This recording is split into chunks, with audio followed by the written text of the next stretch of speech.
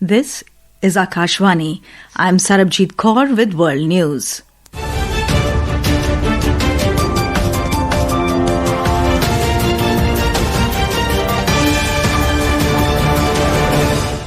The headlines. German Foreign Minister Johann Wadephul arrives in Bengaluru on a two-day official visit to India. Prime Minister of Singapore Lawrence Wong to begin three-day visit to India to enhance bilateral cooperation. Death toll in massive earthquake crosses 800 in Afghanistan. Prime Minister Modi assures all possible humanitarian aid.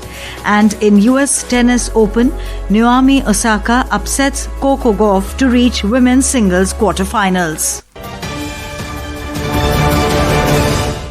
German Foreign Minister Johann Wadephul arrived in Bengaluru this morning on a two-day official visit to India. He will be visiting the Indian Space Research Organisation, ISRO, before leaving for Delhi later today. Mr. Wadephul will meet Commerce and Industry Minister Piyush Goyal and External Affairs Minister S. Jaishankar in New Delhi tomorrow. Ahead of his visit, the German Foreign Minister underscored the vital role India plays as a key partner in the Indo-Pacific region and on the global stage. In a series of posts on social media, Mr. Wadephul emphasized the close political, economic and cultural ties between Germany and India, describing the expanding strategic partnership as having significant potential. Prime Minister of Singapore Lawrence Wong will arrive on a three-day visit to India this evening. Mr. Wong will hold bilateral talks with Prime Minister Narendra Modi and hold an interaction with Indian industry and business. A number of arrangements are set to be inked during Mr. Wong's visit, including in the areas of skill development, finance and digital, civil aviation, space collaboration and shipping. Prime Minister Modi and Mr. Wong had agreed to elevate the bilateral ties to a comprehensive strategic partnership in their meeting in Singapore in September last year. The visiting dignitary will also call on President Draupadi Murmu, External Affairs Minister S. Jaishankar and Union Education Minister Dharmendra Pradhan will also meet Mr. Wong. Defence Minister Rajnath Singh has praised Prime Minister Narendra Modi's visit to China, calling it a significant step in strengthening India's diplomatic and strategic presence on the global stage.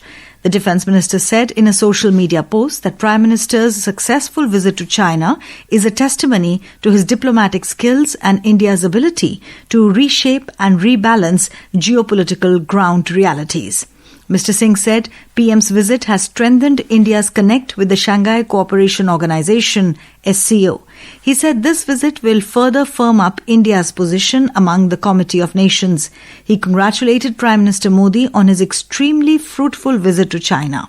In a major diplomatic win for India, the member states of the Shanghai Cooperation Organization unequivocally condemned the April 22nd Pahalgam terrorist attack, extended condolences to the victims and called for justice against those responsible. Addressing the summit, Prime Minister highlighted India's approach to strengthening cooperation under the SCO framework. In this regard, he noted that India seeks greater action under three pillars: security, connectivity and opportunity. निर्मम आतंकवाद का दंश झेल रहा। कितनी ही माताओं ने अपने बच्चे खोए और कितने बच्चे अनाथ हुए। हाल ही में हमने पहलगाम में टेररिज्म का बहुत ही घिनौना रूप देखा। इस दुख की घड़ी में जो मित्र देश हमारे साथ खड़े रहे, मैं उनका आभार व्यक्त करता हूं। Russian President Vladimir Putin said that he reached key understandings with US President Donald Trump on ending the Ukraine conflict during a meeting in Alaska last month. Speaking at SCO summit in China, Putin stopped short of confirming whether he will join peace talks with Ukrainian President Volodymyr Zelensky, which Trump had reportedly proposed with a Monday deadline. Mr. Putin defended Russia's actions, blaming the West for instigating the conflict by backing a 2014 coup and pushing Ukraine towards NATO. He said the crisis was not triggered by Russia's attack, but by Western interference. Leading Baluch human rights leader Mir Yar Baluch accused Pakistani Prime Minister Shehbaz Sharif of branding the peaceful and legitimate Baluch freedom struggle as terrorism to conceal Pakistan's own war crimes and serve the ambitions of its military establishment across Baluchistan. the human rights activist criticized Sharif's remarks at the 25th Shanghai Cooperation Organization SCO summit in China's Tianjin, calling them deceitful and hypocritical. He alleged that for decades, Islamabad and Rawalpindi have deceived the world while spreading violence and instability from Kabul in Afghanistan to the Kashmir region in India. He highlighted that not just Baluchistan, Pakistan has also destabilized Afghanistan and India for 5 decades under the cover of fake jihad. This is Akashvani giving you the world news. For quick news updates round the clock, follow us on our X handle at AIR News Alerts. And for details of stories and more, log on to our website www.newsonair.gov.in and download News on AIR app. The death toll in eastern Afghanistan's powerful earthquake has crossed 800, with more than 2,000 people estimated to be injured. Death toll is likely to go up as people are feared trapped under the rubble. The 6.0 magnitude earthquake struck on Sunday night at a shallow depth of 8 kilometers, making it more destructive. Worst hit are Nangarhar and Kunar provinces, but tremors were felt in neighboring provinces as well as in Kabul and in Pakistan's capital Islamabad. The remote areas make assessing the damage hard, while helicopters are trying to rescue people from difficult regions. Meanwhile, Prime Minister Narendra Modi expressed grief over the loss of lives due to the earthquake in Afghanistan. In a social media post, the Prime Minister said that India stands ready to provide all possible humanitarian aid and relief to those affected by the earthquake in Afghanistan. Mr. Modi also said that his thoughts and prayers are with the bereaved families in this difficult hour and also wished speedy recovery to the injured.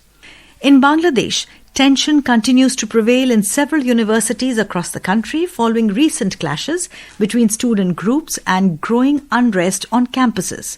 Yesterday, the Chittagong University campus and surrounding areas remained highly charged following Sunday's sporadic clashes between students and locals, which left more than 300 teachers, students, police officers and journalists injured, while 3 students fighting for life.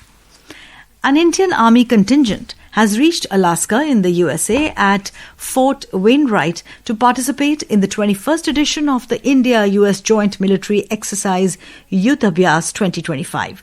External Affairs Ministry spokesperson Randhir Jaiswal informed this in a social media post. The 21st edition of the India-USA Joint Military Exercise began yesterday and will continue till the 14th of this month. In US Open tennis, 2-time champion Naomi Osaka defeated world number 3 Coco Gauff to reach the women's singles quarterfinals. She defeated Gauff 6-3, 6-2 to reach the final 8.